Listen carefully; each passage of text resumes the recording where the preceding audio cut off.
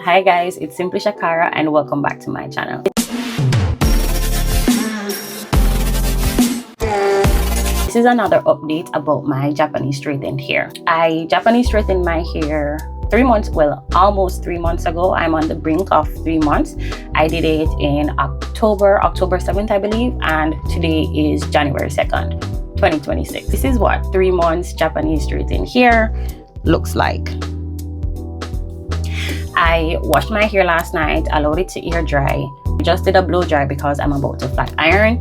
So let me tell you about the things I use after washing my hair. I did use this Afro Pro Vitamin Leave-In Conditioner from a spray bottle. So I sprayed that in my hair as it was damp.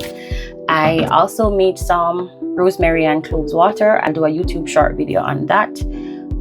So I did put that on my scalp and, kind of massaged it. What else?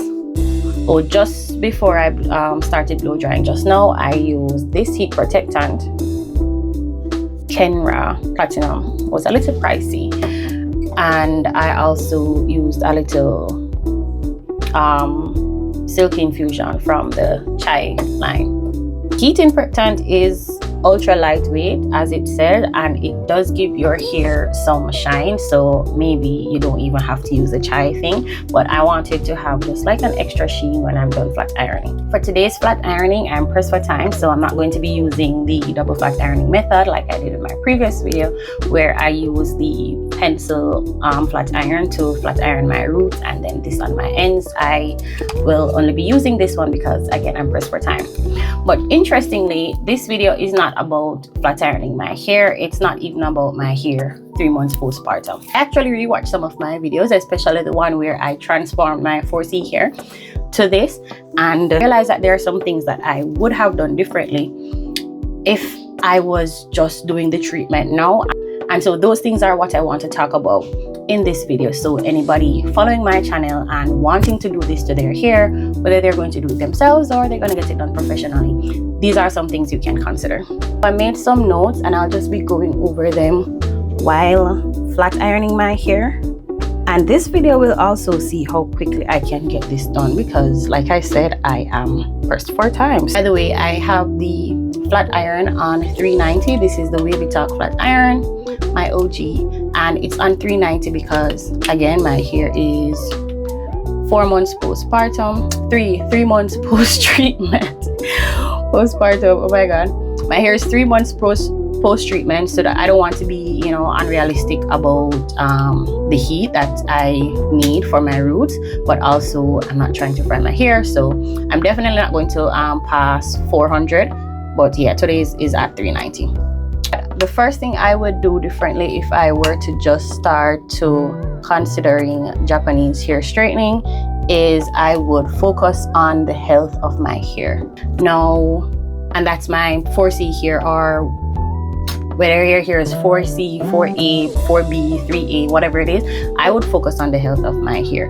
Your results after Japanese hair straightening treatment will have a lot to do with the type of hair that you have or that you use the treatment on. It's like using ChatGPT, the response is going to be as good as the prompt. Yeah, the health of your hair is going to be very, very important. If you are considering or are planning to do this treatment on your hair, I would take about 1 to 2 months. If you can go more than that, great. And just focus on getting my hair as healthy as possible, coming up with a hair regimen for my hair, all the things to make it healthy, balancing protein, moisture, all the things that I would need to do to my hair to get it in a healthy state. That's one of the first things that I would do if I were to just start considering doing this treatment on my hair. The next thing I would do in preparing my hair for the treatment is to detangle. Cannot stress this enough. When I did the treatment, I had washed my hair about 2 or 3 days earlier, I think 2 days. And when I say wash, I'm not even talking about the shampooing part. For girlies with 4C hair, you know that washing your hair is an opportunity to detangle your hair. So my hair was washed and detangled about 2 days before doing the treatment. When you're doing the treatment, you have to shampoo your hair. not condition, not deep treatment, just shampoo your hair.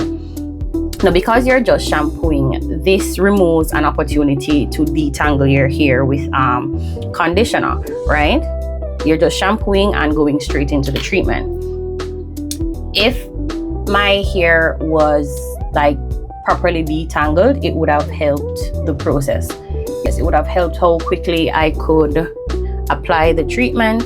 It would have just been a bigger help. Instead, I was doing my hair on hair that was detangled 3 days ago, and so it wasn't the most detangled or as detangled as it could be to do a treatment like that. What I would suggest is just having your hair as detangled as possible, especially if you're doing this yourself. It will help tremendously with how you apply the product, how quickly you can move, all of that. The next thing I would do differently is ventilation. Off topic, but I have atopic dermatitis, eczema. If you are, or anyone you know, have eczema, you know that just about anything kind of triggers flare up. You know that we are extremely sensitive. Fragrance, any strong smells, certain things can't be used on our skin. Everything that we use on our skin needs to be for the sensitive skin, etc. But for eczema, it starts long before it gets to your skin, your environment. There are just triggers. If you watch that video, you would see a part, like the minute I opened the thing, the minute I applied it to my hair, I was saying it had a very, very strong smell. Now, I did the treatment in basically my bedroom. Face was a little enclosed. I was doing it again, I would do it outside. Now, I did it here because I wanted to record the process for you all, but if you're not restricted by anything when you're doing it, choose a ventilated area if you can. The next thing I would do is focus more on the parts of my hair that I know were most resistant. Now, I did actually do this, so if you watch the video, you would have seen where I did this. By the way, this particular advice is tea. Like, I wish I had this kind of context when I was doing mine, because somebody had told me not only start on the most resistant part of your hair, but you may need some lead time after starting on it. I would have paid attention. It would have probably made a difference for my result. So let me tell you what I'm talking about. The middle part of my hair, again, if you watch the video, it would have been the least touched, the least manipulated, and I'm guessing this is probably the case with most persons and their hair, because if you're doing any type of style to your 4C or whatever hair type you have, you just know that you touch the front and the back the most. The very center, also center top of your hair, even if you are doing a ponytail, that part of your hair is least touched, least combed, least manipulated, least everything. So I consider it like the most virgin part of my hair. Virgin because, you know, it's hardly touched. But yeah, I would give that section of my hair some lead time, and I do intend on doing that when I'm doing my touch-up, because the treatment just needs to sit on this part of your hair for a good minute more than any other parts of your hair. By the way, I don't literally mean a minute. So even though I did apply the treatment to that part of my hair first before doing all the other parts, for my results, that is still the part of my hair that was processed the least. And that was so shocking to me, because I was considering the fact that I started that part of my hair first and was trying to hurry up to get through the rest of my hair, just because I didn't want that section to basically be like over processed. So I was surprised to learn that it was still relatively under processed. And so even now, post treatment and being 3 months post treatment, it is the part of my hair that requires the most flattening. The last thing I would say is to start early. If you're doing this yourself, start early. If you are having it professionally done, see if you can get an early appointment, especially if you wanted to squeeze anything else in your day. You have to get this done early. It is time consuming. You're looking at anywhere, depending on the length and amount of hair you have, you're looking at anywhere from 4 to 5 hours. So if you're a mom, make dinner, prep the kids, do all of what you need to do, and ensure that you do this when the kids are at school if you have that option. Just plan your day to know that you don't have a lot of hours during the day. Now for me, I did know that it's something that is time consuming, but naively I still thought that I could probably still get it done in about 2-3 hours.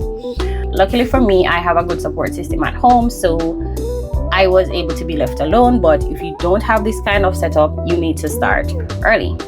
So this is my hair. My roots are somewhat flat again. It feels so nice and light.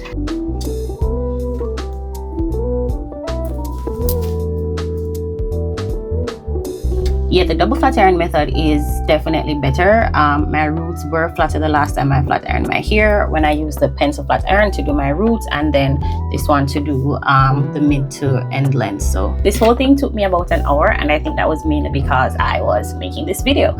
So I hope these tips help for anybody who's considering this, who is about to do this. I just hope this helps. Please remember to like, share, and subscribe. See you in the next video.